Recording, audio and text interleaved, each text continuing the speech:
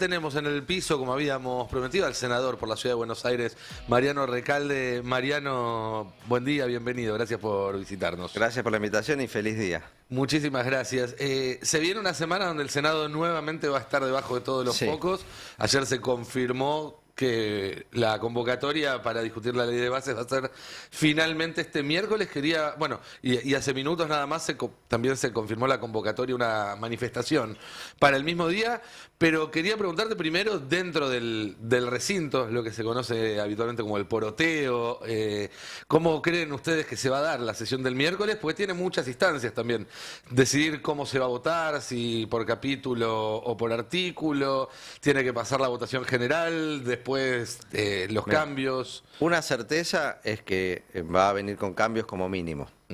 Y todavía yo no descarto que se rechace. Que se junten los 4 votos que le faltan a la oposición. Que esos 4 votos que faltan, que están en ese grupo de senadores que firmaron el dictamen en disidencia, de esos algunos finalmente voten negativo en general y podamos rechazar la ley. No lo descarto, está muy difícil porque ya empiezan a circular todas las versiones de las negociaciones, de los acuerdos, de las prebendas, de las embajadas en París y cosas por el estilo, a las que nos tiene lamentablemente acostumbrado el Congreso. Yo creo que sería un escándalo. Si se demuestra que efectivamente una senadora votó a favor de la ley y inmediatamente después va de embajadora a París, es como la ley Banelco. Es un escándalo tremendo. Y ahí también hay una cuestión, cuando uno hablaba con los senadores el día que se firmó el dictamen, que decían, bueno, una de las cuestiones que comprometió Francos para conseguir el dictamen era que los cambios que se hicieran en el Senado quedaran tal cual, que Diputados no insistiera con la redacción original. Sin embargo, ayer o antes de ayer la vimos a Karina Milei ir al Congreso, a la Cámara de Diputados, a reunirse a ver si estaban los números para dar vuelta a algunos. Digamos, el gobierno permanentemente hace esas cosas de prometer a unos una cosa y a otros lo contrario para ir consiguiendo pequeñas victorias. ¿Eso después no afecta en la negociación? El senador que puso el gancho en el dictamen porque le prometieron que no la le iban a... La experiencia que tienen es que se le cayó la ley en la Cámara de Diputados originalmente. Por eso yo no descarto el rechazo. Porque son muy mentirosos. Sí. Y la verdad que es una ley muy jodida de votar. Si vos sostenés tus convicciones de lo que dijiste en las discusiones en las comisiones, porque en las comisiones se dijeron cosas muy duras en contra de la ley por parte de senadores que ahora firmaron el dictamen. La verdad que te tienen que asegurar cambios realmente grandes, sustanciales y que no se caigan después, porque vas a quedar pegado con una ley tremenda a cambio de que después la ley salga igual. Yo por eso digo que no pierdo las esperanzas de que podamos construir la mayoría nosotros, ya tenemos fecha y además todo este tiempo que ganamos de discusiones, de debate, de abrir el debate, no solamente en las comisiones sino en la sociedad, creo que nos ayuda, creo que pesa a favor nuestro. Y si la movilización se empieza a propagar y se genera una marcha masiva como fue la de las universidades, me animo a decir que podemos rechazar la ley. Y ahí entonces, a ver, hay una primera instancia que tiene que ver con aprobarla o rechazarla en general. Si se rechaza en general, para eso hacen falta 37 votos. Ya está. Se terminó la discusión ley de bases, por lo menos por este año. No se puede... Por todo el año legislativo no se puede volver a tratar. Ahora, si no se consiguen esos 37 votos para el rechazo, empieza otro capítulo, que es empezar a ver la letra chica de la ley y a introducirle cambios. Y ahí se sabe que los cambios que el Senado introduzca con 2/3 de los votos muy difícilmente se pueden revertir o no se pueden revertir en diputados porque el peronismo no se puede revertir, ya tiene 1/3 para bloquearlo. Exacto. ¿Ustedes están dispuestos, en caso de que tenga la ley en general luz verde? Nosotros estamos por el rechazo. Si perdemos la discusión en general, por supuesto que vamos a ir a tratar de que el capítulo 1 se rechace en particular. El capítulo 1 es facultades delegadas, porque la verdad, modificar todas las otras cosas, pero si el presidente tiene facultades legislativas por un año, te saca todo después por decreto. El primer capítulo, y espero que los senadores que hablaron particularmente de ese tema, con muchas críticas, no voten a favor, porque además Uno puede darle facultades delegadas a un presidente con un tema puntual, está previsto en la Sí, ha Constitución. pasado muchas veces. No es una cuestión de principios no delegar facultades.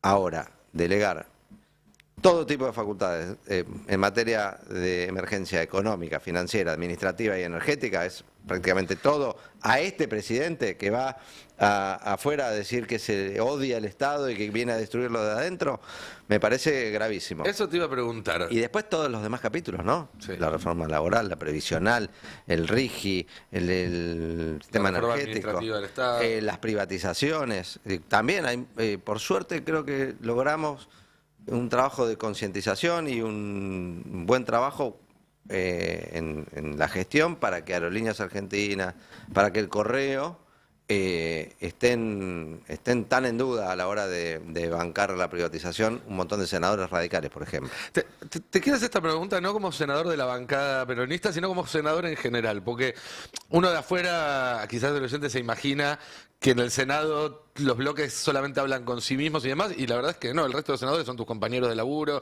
les ves las caras más o menos seguido, te los cruzas en los pasillos. Sí, eso sí. Después, insisto, se discute, el bloque decide una cosa, se vota una cosa, pero en lo cotidiano, a los senadores de lo que se conoce como la oposición dialoguista, los del medio, escuchar a un presidente que dice soy un topo del Estado que viene a destruirlo por dentro, ¿los hace dudar de darle o no facultades delegadas? No lo hablé particularmente, pero no tengo la menor duda. Es más, muchos de estos senadores dialoguistas, no es que me lo dijeron a mí, lo dijeron públicamente en la comisión, sí, que era un desastre esta ley, que el presidente se está tomando atribuciones que no corresponden, que el RIGI va a significar la venta del patrimonio nacional, la destrucción de la industria argentina y demás, pero que la votaban a favor por una cuestión de disciplina partidaria. Porque hay que darle las herramientas. Y después el otro gran argumento, hay que darle las herramientas, ¿no? Hay que darle la motosierra a Freddy Krueger, ¿no? Claro. La verdad que no, cada vez que uno lo escucha y lo ve al presidente, entiende que hay que darle todas las herramientas menos que se pueda. Y que gobiernen las instituciones, ¿no? El Poder Legislativo, que legisle el Poder Legislativo.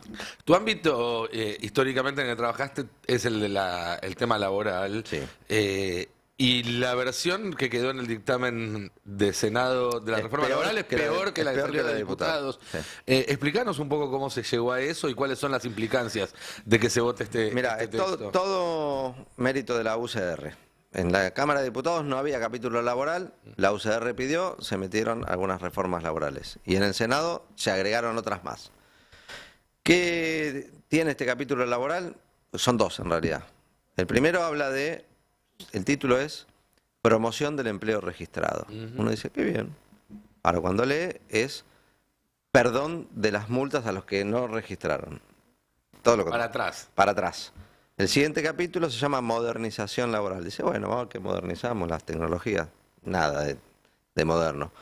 Lo primero que hace es promover el empleo no registrado. O sea, lo contrario de lo que decía el título anterior. ¿Cómo promueve el empleo no registrado? O sea, el trabajo negro, vamos a hablar claro.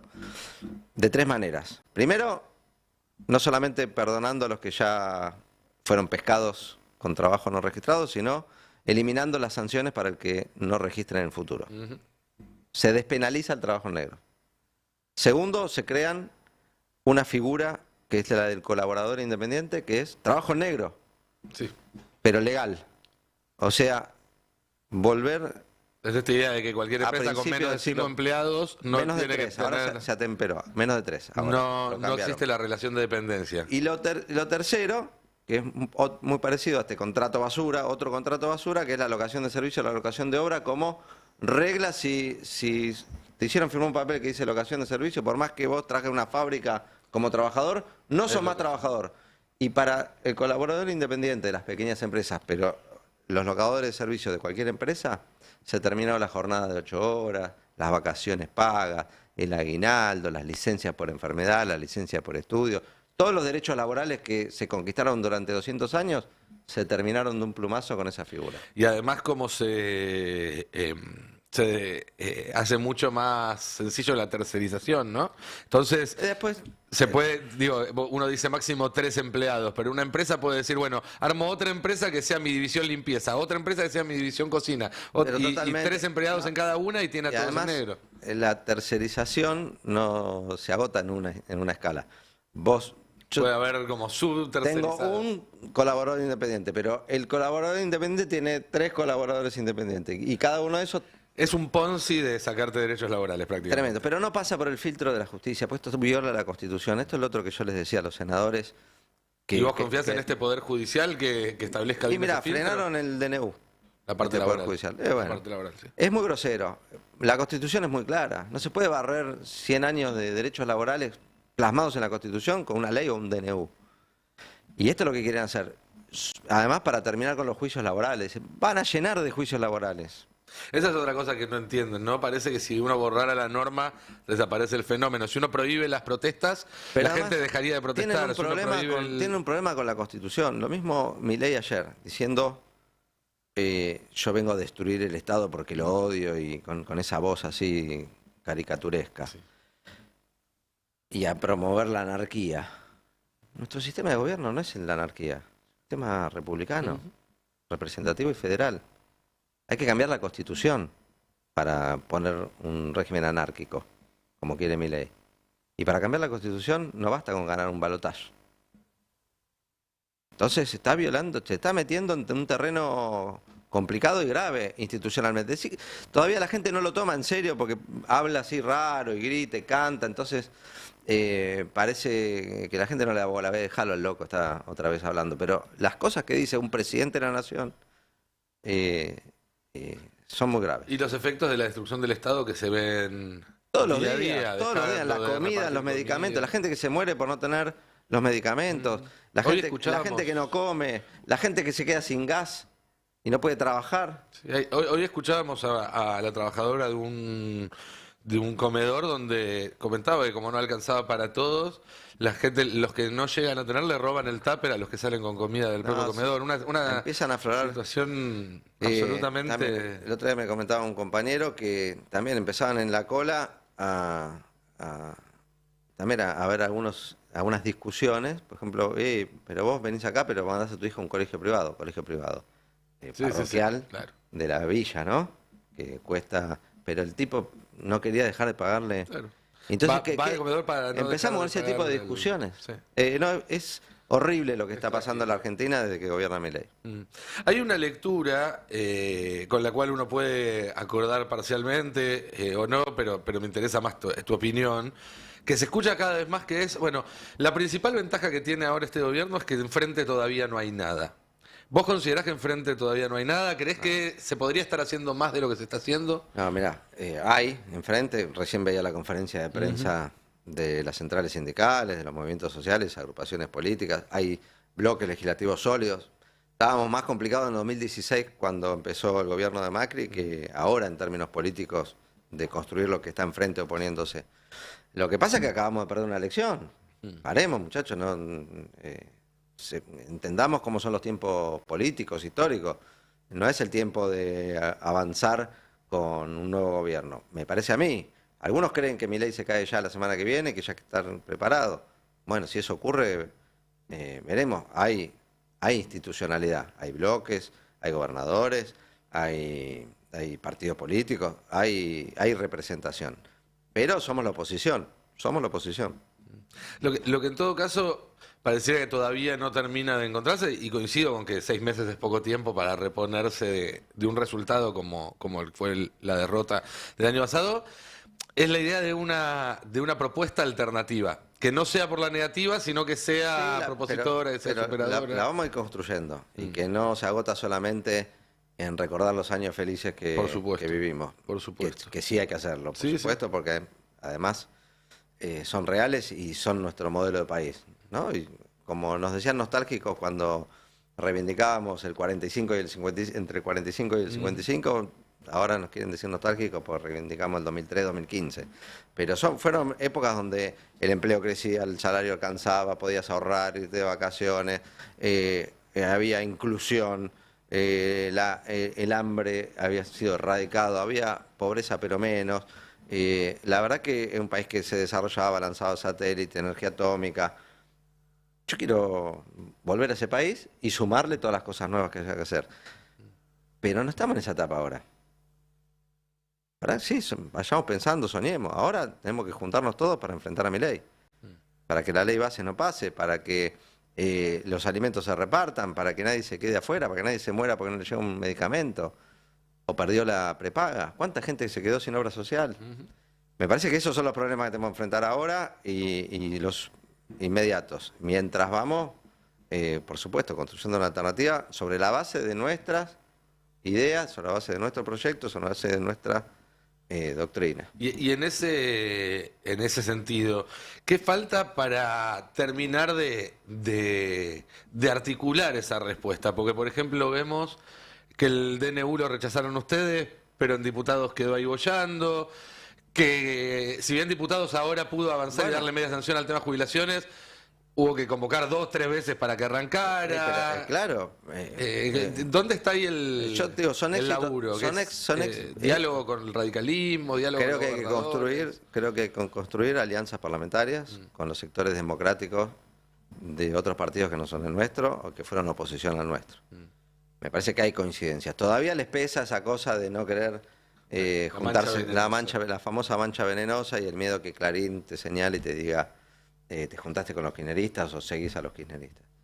Pero a pesar de esos prejuicios, se logró en diputados eso, se logró en el Senado rechazar el DNU. Bueno, ahora tenemos que lograr que el DNU pase a diputados y que la movilidad jubilatoria pase al Senado. Y la verdad que en 6 meses construir victorias de esa naturaleza también es destacable. Hay que estar, no digo conformes, pero por lo menos avanzar en esa dirección. Entonces ahí me imagino en la agenda parlamentaria para después de que pase la discusión de este miércoles, que va a estar el tema jubilaciones. Sin ninguna duda. Va a estar Queríamos tratarlo antes que la ley bases. Queríamos, para nosotros es prioritario en la agenda, recomponer el salario de los jubilados, los saberes de los jubilados, que fueron manoteados brutalmente por este gobierno, le sacaron el 20% de poder adquisitivo en 3 meses. Esto no te lo cuento yo a vos, lo vive cada persona que trabaja, sí, claro, que cobra una jubilación, que sabe que compra menos carne o sale menos veces afuera o no puede pagar cosas o tiene que ayudarlo a los hijos. Todas anécdotas que nos cuentan nuestros familiares, conocidos o que vemos en la calle. Y que el hecho de que Milei amenace con vetar todo lo que haga falta y demás, de nuevo, ¿no hace que algunos senadores piensen 2 veces antes de votarle a favor la ley de bases? Debería. Además, no es que dice, no estoy de acuerdo, me importa 3 carajos, dice. Sí. Bueno, si te importa 3 carajos los jubilados y te parecen degenerados fiscales, esa fue la palabra que usó, degenerado fiscal, el que recompone el salario de las jubilaciones, implicando un costo creo que era del 0,2% del PBI, y eso le parece una atrocidad. Pero al mismo tiempo, él propone un costo del 0,2% del PBI para restarle o achicarle el impuesto a los bienes personales a los ricos. Sí. Entonces, el degenerado fiscal es él, o somos todos degenerados fiscales, pero él para los ricos, nosotros para los jubilados. Está claro. Y de nuevo también los llamó ratas, ¿no? A los legisladores con esos dibujos que yo soy rata en el horóscopo chino. Pero hay un temor que yo comparto a que una vez que termine esta etapa, que pase lo de la ley de bases, sea cual sea el resultado, Milei entre en una etapa más autoritaria. Porque si aprueba la ley de bases va a tener las facultades para hacerlo, y si no se la aprueban va a decir, vieron, con el Congreso no se puede hacer nada, voy a seguir gobernando por decreto. ¿Vos ves un escenario así? Milei va siendo cada vez más autoritario, no importa lo que pase. Sí. ¿Vos ves ese escenario? Sí, lo veo cada vez más exacerbado, cada vez más caricaturizado. Y me parece que también, yo ya pensaba que debe ser una estrategia del poder, ¿no? Tener a Milei llevándose la marca con su locura, con sus exabruptos, sus recitales, los viajes, ¿viste? Y todos discutiendo esas boludeces, mientras el poder, Sturzenegger, Caputo, Bullrich, gobiernan en la Argentina. y avanzan con las reformas que les sirven a ellos. Vos decís, Milei no toma bajándoles los decisiones. impuestos a los ricos, entregando el patrimonio nacional a los fondos de inversión, cumpliendo con el Fondo Monetario Internacional, mientras ajustan a toda la gente. Porque Milei el sacrificio es solamente un títere ahí. y a veces parece que es así. Pues no fíjate que no lo ves gobernando, lo ves tuiteando en las redes, boludeando por el mundo, recibiendo premios. Bueno, y otras cosas que no se pueden decir, pero que se saben. Y mientras tanto el sacrificio siempre para los mismos, ¿no? Nunca se sacrifican los ricos. Nunca le piden sacrificio a las grandes empresas. Che, este año no ganen, no tengan una tasa de rentabilidad del 80%, sea que el 60%, para que el pueblo, jamás. Te subsidiamos todo este tiempo, ahora no, jamás. No, jamás no. Cuando Máximo Kirchner propuso el impuesto, el aporte extraordinario a las grandes fortunas, se llevó adelante un esfuerzo, se le exigió al 0,012% creo que era de la población, multimillonario, que hizo un pequeño esfuerzo. Nadie dejó de ser millonario, nadie dejó de ser rico, nadie se privó de nada, pero con ese pequeño esfuerzo hicimos el gasoducto, bancamos las becas Progresar, la urbanización de los barrios populares, se pudo hacer. Yo creo que hay que ir por ese camino. Quería hablar también un rato de la ciudad de Buenos Aires, Bueno. porque vos venís trabajando en la ciudad hace muchos años. Mucho. Pero esto de Milei nos tapa, ¿viste? Al final Sí. uno... Lo tapa, pero la ciudad está peor que nunca, ¿no? ¿Vos coincidís conmigo que la ciudad en ningún momento ni con Mauricio Macri ni con Larreta estuvo el en macrismo está en absoluta decadencia, y con este Jorge Macri que viene de Vicente López, me parece que es la última etapa, y esta vez lo creo en serio. El abandono que hay de la gestión y la pésima gestión, nunca pasó lo de los subtes. Primero que te aumentan las tarifas como nadie. Una empresa estatal, concesionada a un privado, subvencionada por el Estado y con tarifas altísimas. El peor de los mundos. La otra semana Peor de los mundos. mostramos la acá gente se inundan los subtes, no andan las escaleras mecánicas. No se construye un kilómetro de subte más, encima te dejan encerrado en medio de las vías. La otra semana mostramos acá un amigo que me mandó, que me dice, mira, a partir de hoy el subte en Buenos Aires pasa a valer lo mismo que el de Shanghái. Y me mandó fotos de lo que es el subte de Shanghái o de cualquier ciudad del mundo, pero nos pasaron, nosotros fuimos pioneros en materia de transporte subterráneo, teníamos más kilómetros subte que todas las ciudades de Latinoamérica, nos pasaron todas. Sí, claro. Nos pasaron todas. Pero todo, la seguridad, también en la ciudad de Buenos Aires es un temazo. Recontra preocupante. La cantidad de gente durmiendo en la calle. Se le escapan los presos. La política que tienen para con la gente viviendo y muriendo a la calle es tremendo. No hace falta también cambiar, y me parece que venimos para terminar con el macrismo. Y ahí también crees que hay que buscar una alianza lo más amplia posible, como decías, a nivel nacional, entre todos los sectores democráticos que quieran oponerse. En lo parlamentario ya está habiendo experiencias de votaciones compartidas.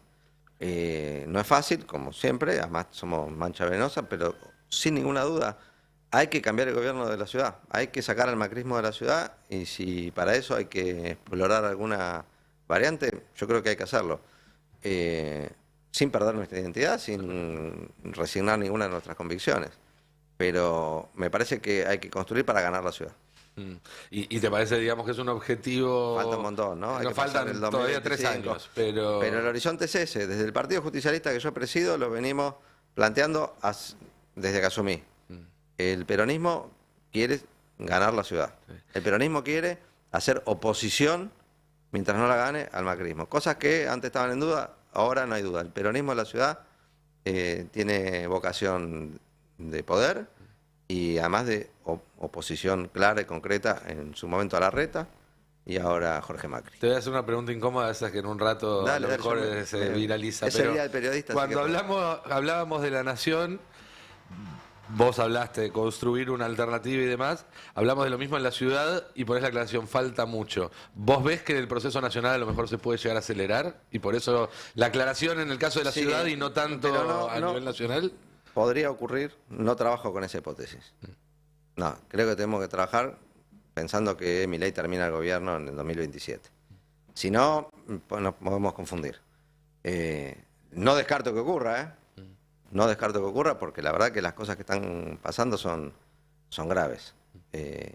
Y se aceleran mucho los tiempos. Así como se acelera la pobreza, la desocupación, la miseria, también se acelera la bronca. Y para ir terminando, a mi entender, uno de los déficits del peronismo en los últimos años que llevó hasta acá es justamente que se apropiaron de alguna manera en la derecha, por usar un término amplio, de la voluntad de cambio, de la voluntad de reformas. Entonces era reforma laboral de un lado y no reforma laboral del otro cuando había un status quo que no era satisfactorio. Entonces, ¿hay hoy en día en el peronismo la voluntad de empezar a pensar cuál es la reforma laboral que sí, cuál es la reforma fiscal que sí? Hoy el cambio claramente lo encaramos nosotros. Pero además queremos cambiar. En materia tributaria, recién te decía, tenemos que discutir la riqueza. Tenemos que discutir la riqueza. Volver a discutir la distribución de la riqueza, no la distribución de alimentos, como se está discutiendo ahora. Y en materia, un esquema tributario progresivo. Y un esquema tributario también, ¿no? Para las sencillo. El otro día lo hablaba en un quilombo. Digo, además de que mucho a veces es un quilombo. El otro día visité una fábrica, una pyme en Lugano y me planteaban eso, ¿no? Buscar un sistema impositivo sencillo para los empleadores. Sí, incluso para los empleadores, como tiene el régimen de las empleadas de casas particulares, que es muy sencillo para registrar y hacer los aportes. Y en materia laboral también queremos actualizar, por supuesto. Nosotros queremos cambiar las cosas. La jornada que tienen hoy los trabajadores es la más extensa del mundo. En el mundo se está discutiendo achicar la jornada de trabajo. Discutamos. Cuando fue la pandemia y la gente trabajaba mucho desde la casa, bueno, no había un régimen para regular cómo es el trabajo a distancia o el teletrabajo. Hicimos una ley, creo que hay que mejorarla todavía. Después hay muchas cosas para discutir. El trabajo de plataformas es algo novedoso y que está lleno de pibes y no tan pibes y pibas, con la bicicleta, con la moto repartiendo, no tienen ninguna protección, no está pensado eso, no está regulado. Yo creo que hay que sentarse y ver, porque hay empresarios detrás que se están llenando el bolsillo y del otro lado tenés trabajadores con bastante precariedad, que encuentran en esa tarea una salida laboral y tienen que tener derechos. Y así podemos pensar un montón de reformas. ¿Sí? Yo no quiero que nos encierren en ser conservadores del derecho laboral histórico.